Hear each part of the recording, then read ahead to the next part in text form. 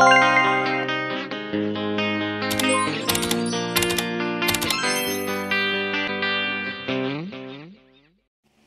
guys! Good morning, good morning! Welcome back to my channel. For today's video, another sexy lingerie ang ating haul and review for today.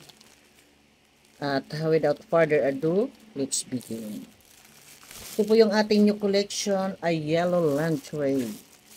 So, tingnan natin kung gaano kaganda ito.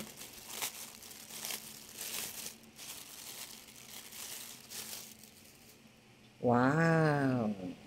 Look at this, so sexy. This is a back view. Nice. And this is a front view. Ang ganda po ng material niya. Parang spandex po yung material niya. Tsaka cool po siya. Malamig sa balat.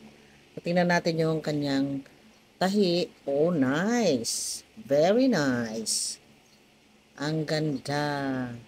Lalo dito sa joint. Look at this sewing. So nice and beautiful. Look at this. So beautiful. Dito sa back niya, ito po yung kanyang material. Lace ang kanyang material. Ang ganda. So, tingnan natin yung kanyang ano. So, ito po ay, naku, hindi ko mabasa. Made in China. Ay, bahala ka dyan sa life mo. So, ito po yun, oh. Ang ganda ng pagkatahi niya, oh. Nice po yung quality sewing niya. At, alam mo na, perfect ang kanyang crotch. At napakaganda dahil siya may lining ng cotton na talagang fit na magiging safe ang ating private part dito sa panting ito. So, very nice. Good quality. Look at this style. Very sexy. This is a front view.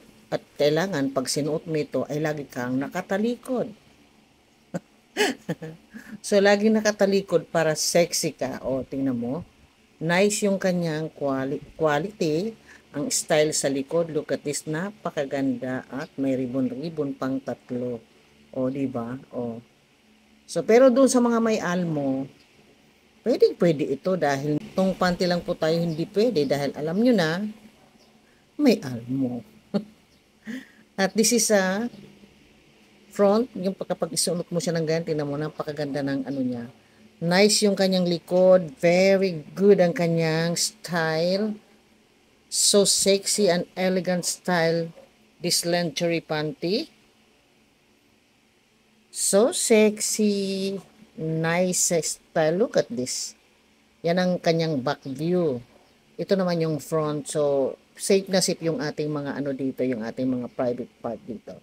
So, very nice, elegant. Then, kung susuotin mo to, tatalikod ka na lang para makita yung kagandahan ng style ng iyong party.